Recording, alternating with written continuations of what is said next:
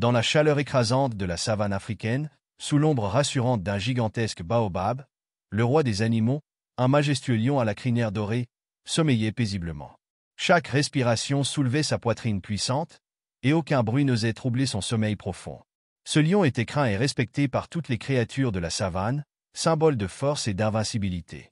Mais ce jour-là, un petit bruit discret se fit entendre. Une minuscule souris, en quête de quelques graines et d'abri, zigzaguait entre les racines du baobab. Absorbée par sa recherche, elle ne remarqua pas la patte massive du lion et la frôla accidentellement. Le lion, réveillé en sursaut, rugit si fort que les feuilles du baobab frémirent. Il abattit sa lourde patte sur la petite souris, la coinçant sans difficulté. La pauvre créature tremblait de tout son corps. « S'il te plaît, roi de la savane, épargne ma vie », supplia la souris d'une voix aiguë. « Je te promets que je saurai t'aider un jour, si tu me laisses partir. » Le lion éclata de rire, un rire si puissant qu'il résonna dans toute la plaine. « Toi, une minuscule souris, comment pourrais-tu m'être utile? Tu es bien trop petite et insignifiante pour aider le roi de la savane. » Pourtant, amusé par tant d'audace, le lion décida de relâcher la souris. « Va-t'en avant que je ne change d'avis, » grogna-t-il. La souris s'enfuit, reconnaissante, le cœur battant à tout rompre. Les jours passèrent. La savane continuait de vivre au rythme des saisons, mais la menace des chasseurs humains devenait de plus en plus présente. Les animaux parlaient entre eux de ces hommes venus de loin, portant des armes étranges et posant des pièges sournois. Un matin, alors que le soleil dardait ses rayons brûlants, 2 chasseurs furtifs pénétrèrent dans la savane. Ils avaient observé le lion et préparèrent un piège redoutable.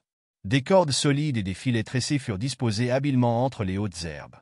Le lion, confiant dans sa puissance, ne remarqua pas l'embuscade et se retrouva piégé. Les cordes étaient si épaisses qu'il avait beau tirer de toutes ses forces, elles ne cédèrent pas. Les chasseurs, fiers de leur prise, rirent aux éclats. « Laissons-le là pour la nuit. Personne ne viendra à son secours, et demain, il sera à nous. » La nuit tomba, froide et silencieuse. Le lion, qui n'avait jamais connu la peur, sentait le désespoir l'envahir. Il rugit de toute sa puissance, appelant à l'aide, mais la savane resta muette. Mais soudain, un petit bruit de pas rapide se fit entendre. La petite souris, qui n'avait pas oublié la clémence du lion, surgit des hautes herbes.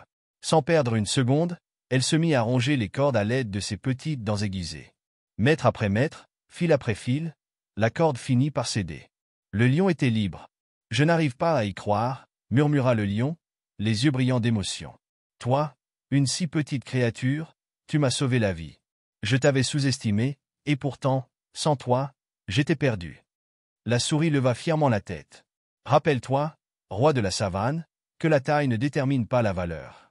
Chaque créature a ses propres forces. » Le lion, bouleversé, acquiesça. Les jours suivants, les animaux de la savane furent témoins d'un spectacle rare.